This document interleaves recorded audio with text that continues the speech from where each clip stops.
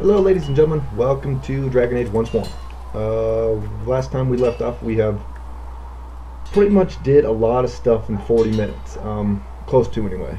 This time we went to the blacksmith, we went to a couple other people, and now we got a couple more quests in stock here in Haven.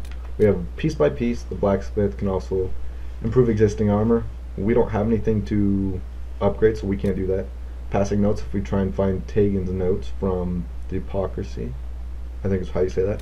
Then requisition for weapons. All we need is a logging stain. So, I'm sure if I click those, it would show me exactly where they go, but we're going to do the threat remains.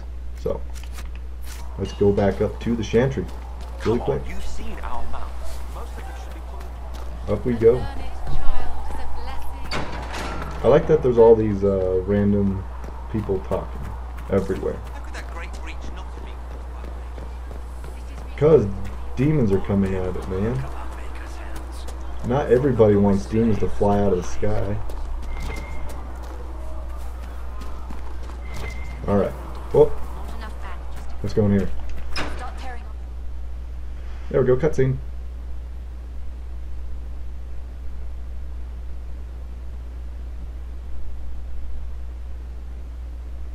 Alright, not a cutscene yet.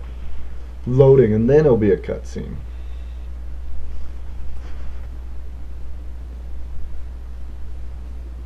Does it trouble you?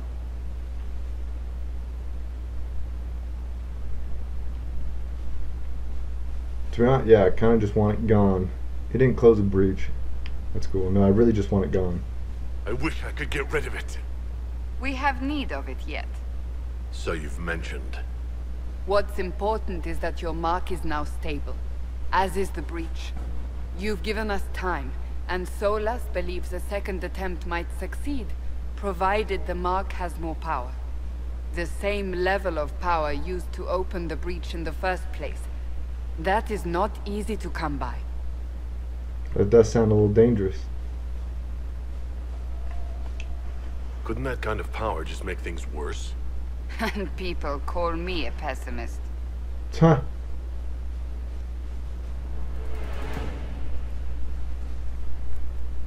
You've met Commander Cullen, leader of the Inquisition's forces. Hello? It was only for a moment on the field. I'm pleased you survived. This is Lady Josephine Montelier, our ambassador and chief diplomat. You're even taller than I'd heard. And of course, you know Sister Liliana. My position here involves a degree of... She is our spy master. Yes, tactfully put, Cassandra. Wow. Those are some impressive titles. What's my title? Oh wait, yeah, I've got the Herald of Andraste. So why am I here, guys? Cassandra tells me you have a plan. I mentioned that your mark needs more power to close the breach for good. Which means we must approach the rebel mages for help. And I still disagree. The Templars could serve just as well. We need power, Commander. Enough magic poured into that mark. Might destroy us all. Templars could suppress the breach, weaken it, so... Pure speculation. I was a Templar. I know what they're capable of. Unfortunately, neither group will even speak to us yet. The Chantry has denounced the Inquisition, and you specifically. Really? They still think I did it. They still think I'm guilty. That is not the entirety of it any longer. Some are calling you, a Qunari, the Herald of Andraste. That frightens the Chantry. The remaining clerics have declared it blasphemy, and we, heretics, for harboring you. Chancellor Roderick's doing, no doubt. It limits our options. Approaching the mages or Templars for help is currently out of the question. What is the Herald of Andraste? Just how am I the Herald of Andraste? People saw what you did at the temple, how you stopped the breach from growing. They have also heard about the woman seen in the rift when we first found you. They believe that was Andraste. Even if we tried to stop that view from spreading. Which we have not. The point is, everyone is talking about you. It's quite the title, isn't it? How do you feel about that? Well, I don't know. I don't know, but I kind of like it. I don't mind it at all. People are desperate for a sign of hope. For some, you're that sign. And to others, a symbol of everything that's gone wrong. Well, that's dumb, because the breach is the more important problem. Like, I can close them, so why my problem? They aren't more concerned about the breach, the real threat. They do know it's a threat. They just don't think we can stop it. The Chantry is telling everyone you'll make it worse. There is something you can do. A Chantry cleric by the name of Mother Giselle has asked to speak to you. She is not far, and knows those involved far better than I. Her assistance could be invaluable. I don't think that could be trouble, but why would she help us? Why would someone from the Chantry help a declared heretic? I understand she's a reasonable sort. Perhaps she does not agree with her sisters. You will find Mother Giselle tending to the wounded in the hinterlands near Redcliffe. Look for other opportunities to expand the Inquisition's influence while you're there. We need agents to extend our reach beyond this valley, and you're better suited than anyone to recruit them. In the meantime, let's think of other options. I won't leave this all to the Herald. Well, thank you. That is very nice of you. What is this? Operation. The war table allows you to apply the power of the Inquisition throughout Orleans and Ferelden. Mother Giselle is in the hinterlands, which can be found on the Ferelden side of the table. So what if I went to Orleans? War table. The Inquisition can unlock new areas for you to explore through scouting operations. Perform the scouting operation for the hinterlands on Ferelden side of the war table now. Oh, I can only do that. Okay. Well, let's go here real quick. Oh, look at that eye. That's cool. Did you see the message I sent? Yes, thank you. Who are you talking to, me? No, obviously not. Mother Giselle was last seen at the hinterlands outside Redcliffe, tending refugees who fled the fighting between renegade Templars and apostate mages. The latest reports suggest that the vicious struggle between the two groups have spread to the hinterlands, catching the refugees, and Mother Giselle in the middle. It is vital to protect her and, if possible, restore order to the area. If Giselle dies, any hope of Chantry support dies with her. My scouts will slip past the fighting and fight her, protect her with their lives. So I can't forces, I can't do that, or connections. Okay.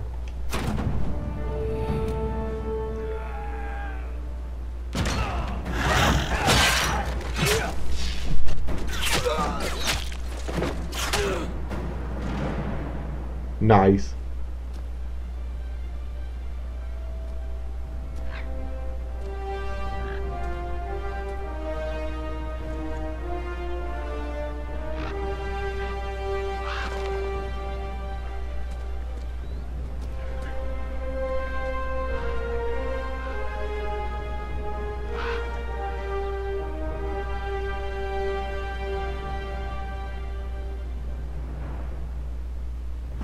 Sweet. Inquisition scouting report. Scout the hinterlands. We avoided the fighting as best as we could. It's every bit as bad as we feared. The apostates are mad, attacking anything that moves, and it appears that the Templars here aren't following anyone's orders any longer. We located Mother Giselle and are trying to protect her, but she refuses to leave the refugees until we've ensured her their safety. That would be hard to do without troops to push the apostates and the Templars out of the area.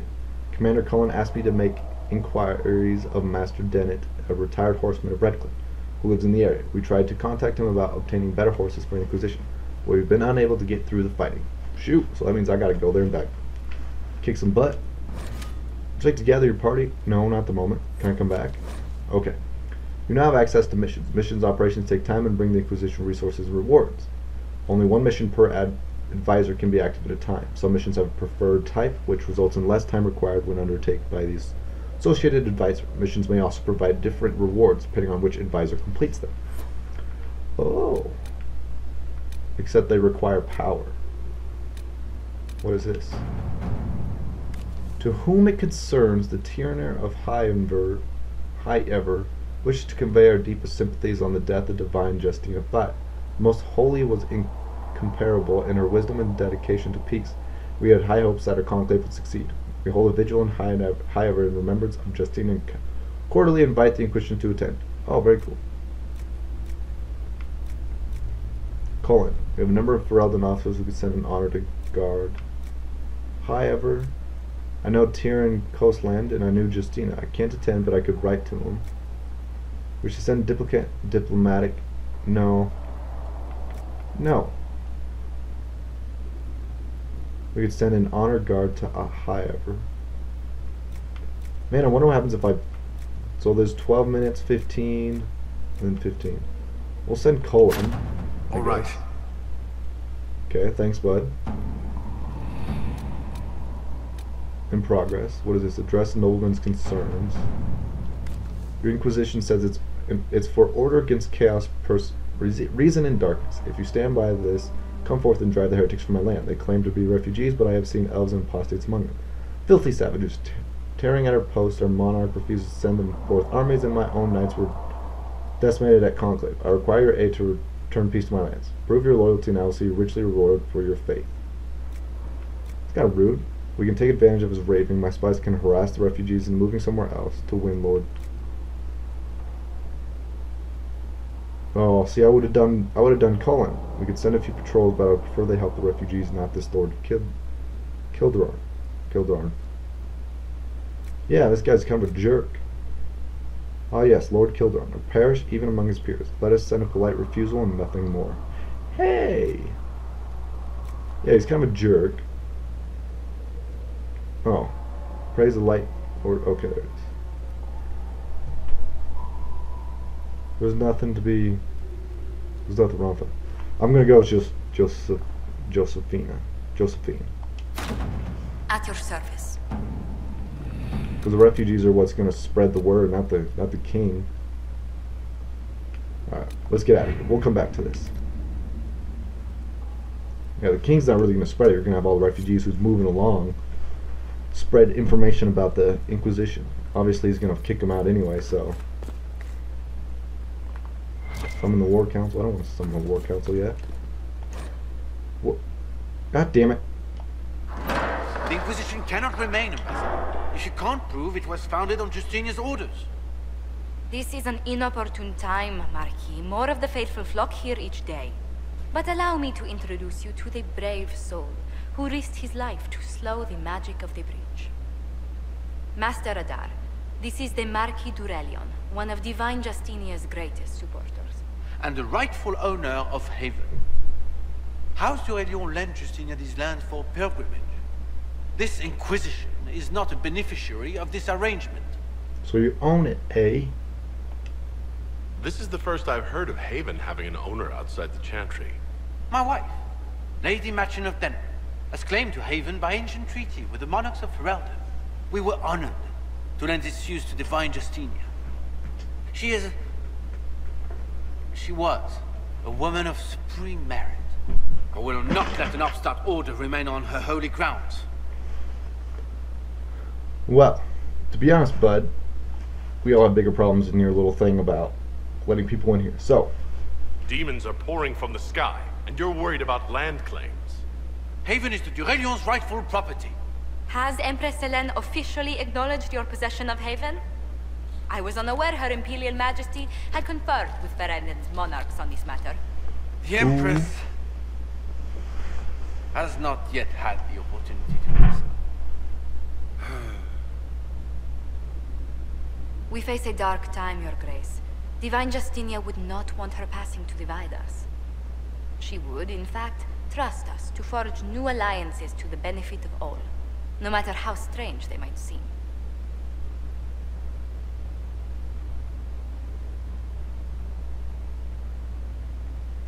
I'll think on it, Lady Montillier.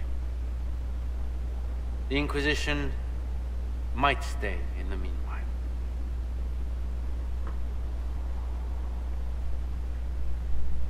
well, thanks for kind of being a jerk. So, it doesn't mean he owns it, please. Please. Do the d'Aurelions actually have a claim on this place?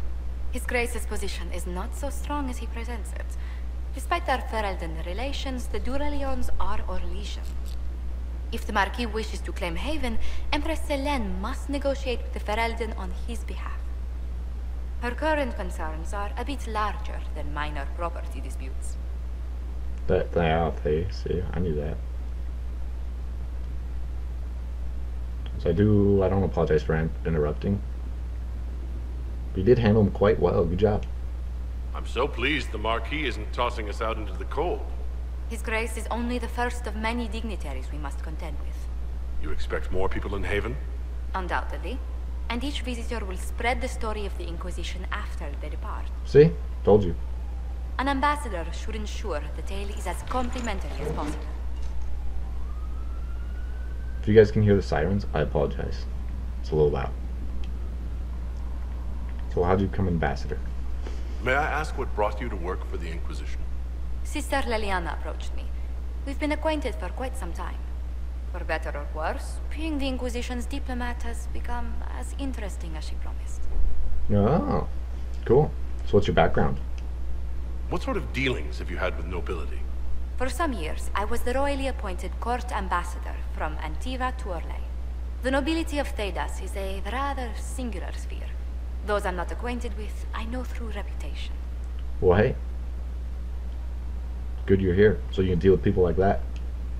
The Inquisition is lucky to have you as an advocate, Lady Montdidier. Thank you. Let us hope so. I know so. Thedas's politics have become agitated as of late. I hope to guide us down smoother paths. But please excuse me. I've much work to do before the day is done. Sounds good. Ooh, who are you? Hold on, let me read this, then I'll talk to you. The children of Andraste. There are many misconceptions regarding Andraste's bloodline. Monsieur, this is due, I should think, to a general lack of knowledge regarding Andraste's mortal life. Understandable, considering the many cults that aroused following her death. Everyone sought to claim Our Lady for their own culture or claim some aspect of her existence was a lie. Like all of them, complete fabrications. My order has done considerable research to ascertain the truth. We all know Andraste and the betrayer raised 5 children. The eldest 3 were sons, Izorth, Everon, and Veldar. The rule of what was once southern Tenebir was split among them. Izorth was given the west, that is today Orlais. Everyone was given the east, what is today the Free Marches. Vereld was given the central Dynasty, what is today Nevera. What became of these men and their legacies is a stuff of legend, and the majority of claimants to Andraste's bloodline link back to one of them. None of the 3 sons, however, were born of Andraste. They were born of the betrayer's concubine, Gilavain. People chose to overlook that fact, and the fact that Andraste came from the Alamari tribesmen, that they were known as barbarians, not the Fereldans we know today. They were savage warriors who took concubines in addition to their wives, and became Andraste was thought to be too weak to bear children. The betrayer took Gilavain to provide him heirs, which she did. After her death, his sons were raised as Andraste's own. Later in life, Andraste proved predictions wrong and had 2 daughters by the betrayer, Eberus and Vidril. They were kept out of the public eye and not permitted to marry, though both had consorts. Eberus had but 1 child, Ali Vermeer, who perished on a voyage to Denerim, less than a month after her mother fell to plague and without children of her own. The younger daughter, Vidril, was more controversial, a strong-headed woman who defied her family by falling in love with the mage of Tenebir. Tenebir Regu. Something. Vidril and Regulon went to self-imposed exile as exalted march began, into hiding following Andraste's betrayal and murder. What became of the 2 girls and her descendants is largely unknown for one primary reason. She had only daughters. Each of those daughters only had daughters. They married into other families and took their other names, and in the chaos of the Second Blight, all traces of survivors were lost. Andraste's true bloodline, if it exists, lies solely in the descendants of Vidril, and the suspicion of my orders that it produces only daughters. Thus, the claims of their young man, Monsieur, are highly suspect. Sorry, that was terrible. I'm terrible at reading. I read in my head, but not out loud. You're the Herald. Or, well, the one they're calling the Herald, anyway. I hope the Inquisition can restore order soon. I never really wanted to leave the Circle. My name is Maeve. I research demons and other creatures. Seeker Pentagast and I use what I find to help the soldiers fight them. Sweet. So you research creatures? I have stuff for you then. You said Cassandra has you researching creatures. Yes. If you find anything interesting in your travels, I'd appreciate you bringing it to me. I may be able to find some weakness our soldiers can exploit when fighting various creatures. At the least, some materials are useful for making potions or gear for the Inquisition. Sweet. So I study them, and then I'll give it to you. Why did you decide to research dangerous creatures? I like the outdoors. The idea of the outdoors, anyway. When some monster is coming at you, glowing eyes and burning claws, it's terrifying. But once you know how it works, you can deal with it. It's just another part of the world. So much of this world is only frightening because we don't understand it. Cool. So you're a mage, eh? From the circle.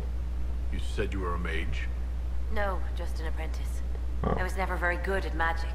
I've got just enough talent to be a danger to other people. But when the mages rebelled, people like me had nowhere to go. The Templars would have killed us. Luckily, Secret Pentagast took me in, along with the Tranquil I was protecting. Cool. Where's your tranquil? You said that you were keeping some of the Tranquils safe? Yes. The mages took some of them when my circle rebelled. The rest were forgotten. Most circle mages look down on the Tranquil, or try to pretend they don't exist. They don't have any emotions. They can barely take care of themselves. Can't defend themselves at all. It's a shame. I like them better than most people. Huh. Yeah. Why do you like them? Why would you want to spend time with the Tranquil? They're polite.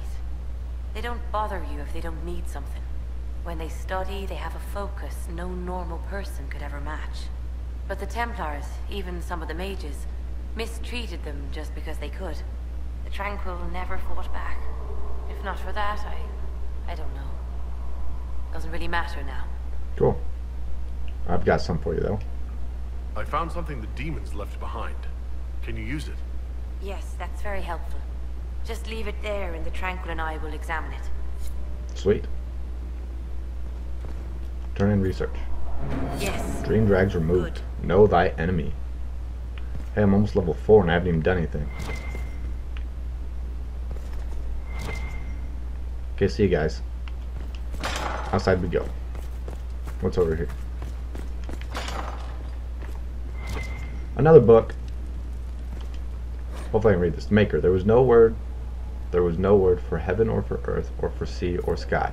All that existed was silence. Then the voice of the Maker rang out, the first word, and his word became all that might be. Dream and idea, hope and fear, endless possibilities, and from it made his firstborn. Hey, achievement, commander, cool.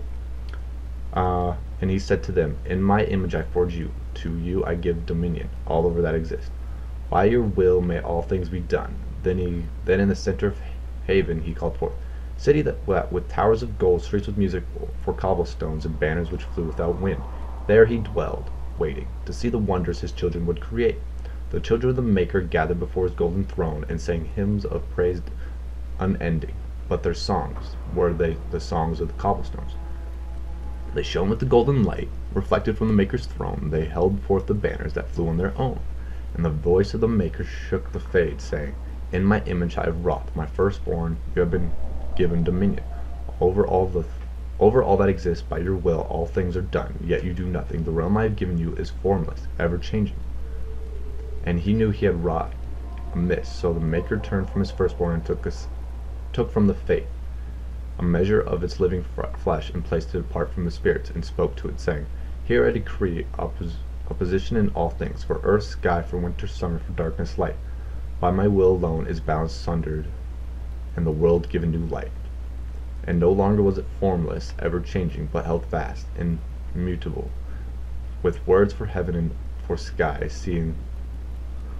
words for heaven and for earth, sea and sky. At last did the Maker from the living world make men immutable as the substance of earth, with souls made of dreams and idea, hope and fear, endless possibilities. Then the Maker said, to you, my second-born, I grant this gift. In your heart shall burn an unquenchable flame, all-consuming, never satisfied. From the fade I crafted you, to the fade you shall return each night in dreams, that you may always remember me. And when the Maker sealed the gates of the golden city, and there he dwelled, waiting to see the wonders his children would create. Cool. Today's not my day for reading stuff, so damn. Okay. I hear it. I already read that, I thought. There was no word for heaven or for earth, Huh. sea or sky. Hey, she's reading that thing that we just read. Hey, we leveled up too. The light shall lead her safety throughout the passless world into the next, for she who trusts in the Maker fires her water. As a moth sees light and goes towards flame, she should see fire and goes toward light. The veil holds no uncertainty for her, and she will know no fear for death. For the Maker shall be her beacon and her shield, her foundation and her sword. Very cool. Here, we'll check out the castle in a little bit. Let's go outside real quick. All that existed was silence. Then the voice Yeah, of the see? Maker rang She's reading the out. thing I just read. The first Okay. Let's check the journal. I can do that in a little bit. Let me... The Lost Souls, Inquisition soldiers. Power required. Go to the war table and locate the soldiers. Huh. But I only have 1 power. See on the top left. Only got 1 power. Thank you. Haven, piece by piece. Maybe we can try and find that real quick. Whoop.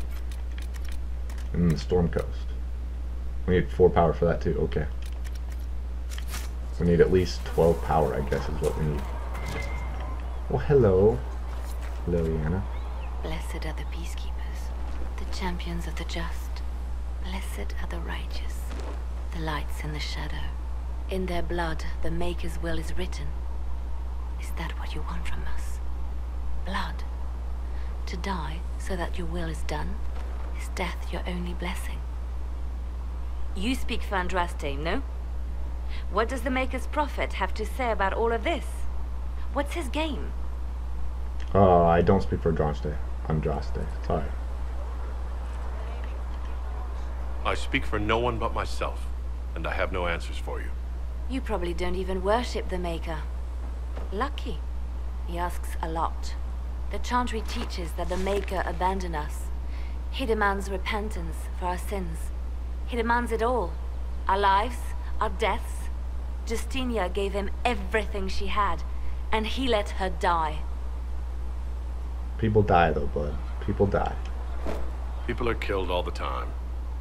If the Maker doesn't intervene to save the best of his servants, what good is he? I used to believe I was chosen, just as some say you are. I thought I was fulfilling his purpose for me, working with the Divine, helping people. But now she's dead.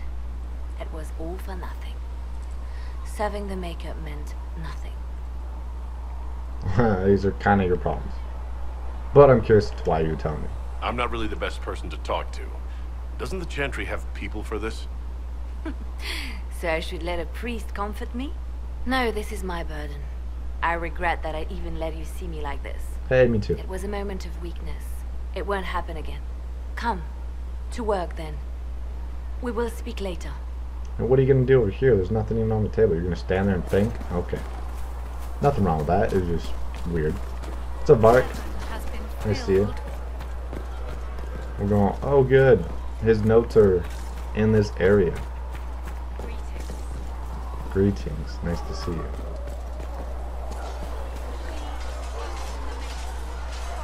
Ooh, Cassandra, let's talk to you.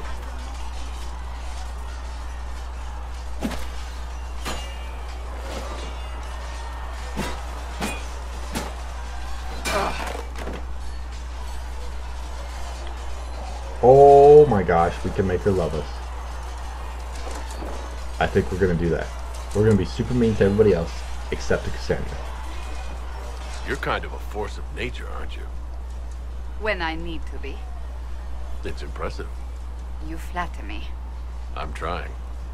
Did I do the right thing? What I have set in motion here could destroy everything I have revered my whole life.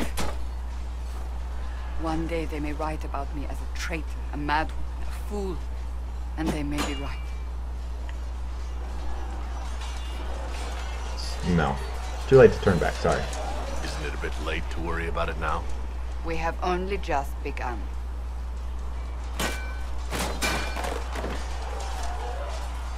My trainers always said, Cassandra, you are too brash. You must think before you act. I see what must be done, and I do it. I see no point in running around in circles like a dog chasing its tail. But I misjudged you in the beginning, did I not? I thought the answer was before me, clear as day. I cannot afford to be so careless again. No, you cannot. But you did have cause, so... It wasn't like you had no reason to suspect me. I was determined to have someone answer for what happened. Anyone.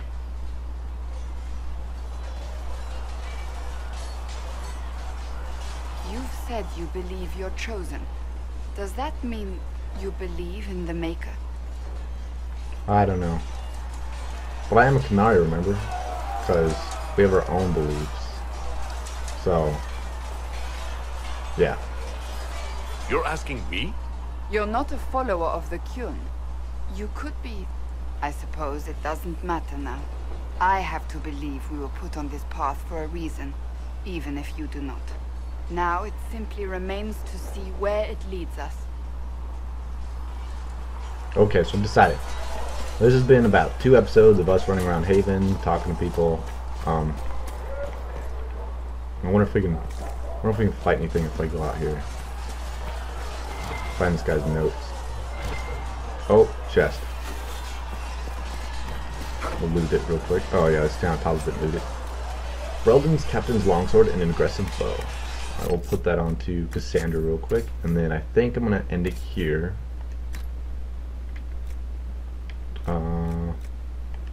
Compare it to the one you have. Yeah, 3%. So it's okay. At least it's a little bit more damage. Sweet. So she's got a new sword, a new shield. Oh, hey, elf root right there. Elf root. Oh, there's like 3 sitting here. Nice. Very cool. So pretty much on the map, it's pretty much saying this whole place is full of what could be. What is that? Oh, logging stand. Oh, cool. So next time we will do that. I want to thank you guys for watching once more. I know these have been 2 kind of boring episodes. Hopefully next time I've decided it. Either we'll go up to and talk to, we'll try and find this note maybe, and then we might go to a logging stand and do some Inquisition stuff, or we'll just go straight to the hinterlands. I'm sure we'll fight some Templars or mages there. So I want to thank you guys for watching, and you guys have a great day. See ya!